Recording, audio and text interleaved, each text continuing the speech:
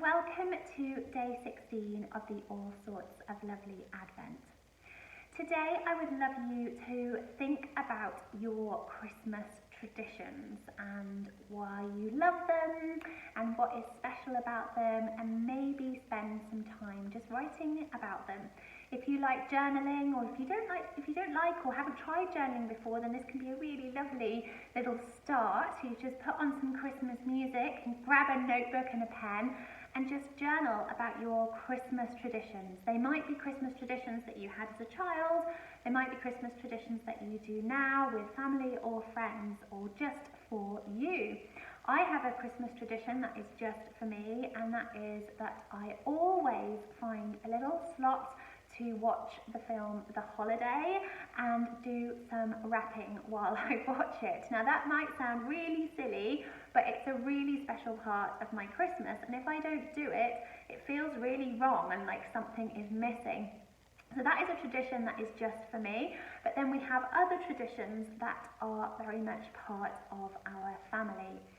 So some of these traditions Father Christmas does, and other traditions, they're just part of what we do. And we have added to these as the children have got a bit older, and as we have kind of built our own Christmas, I guess. So we have, the Christmas experiences that I had as a child, the Christmas experiences that my husband has as a child, things that we've kind of gathered along the way, and we are always building on our Christmas. Not that it gets bigger and crazier, just that it feels that it gets more special, and we have things that we do each year so that then they become tradition. So a few years ago we started a new tradition of a creative secret Santa. So a few weeks before Christmas, it's usually about 3 weeks before Christmas, we put all our names in a hat, we pick them out, and then we have to make something for that person. So this is just our immediate family. Now I have 4 children, so that is 6 of us, but it's just the 6 of us.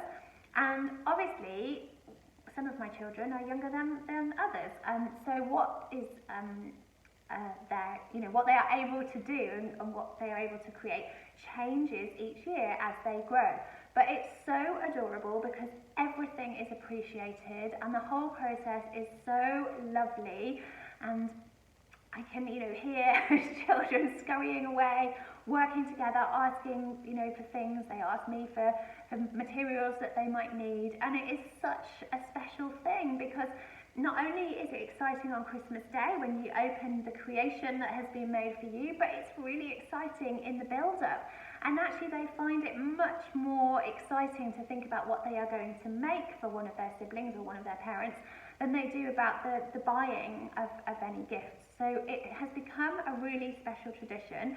And I always think when we're pulling the names out of a hat, I always think, wow, like literally this is just going to grow and grow and grow as the children grow, and the creations are going to become not better, because I adore whatever my little ones make just as much as my big ones, but just more creative. I think that the creativity and the options are just going to grow, and I love it for myself as well, because it really pushes me to think, what am I going to make? What can I make for that person? What do I need to learn? What tools do I need to gather? So yeah, I haven't made my one for this year yet, but I have started ideas brewing, and I do need to get on with that pretty quickly. But it is a lovely tradition, and I'm sure you have lovely things, and I think it's a really lovely thing to write them down, because in the future you might be able to pass that on to children, grandchildren, who knows, and it's just such a lovely thing. It's a lovely exercise for you to do.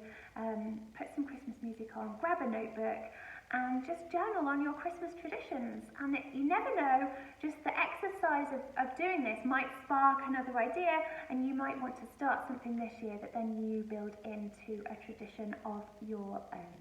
Have fun with this one.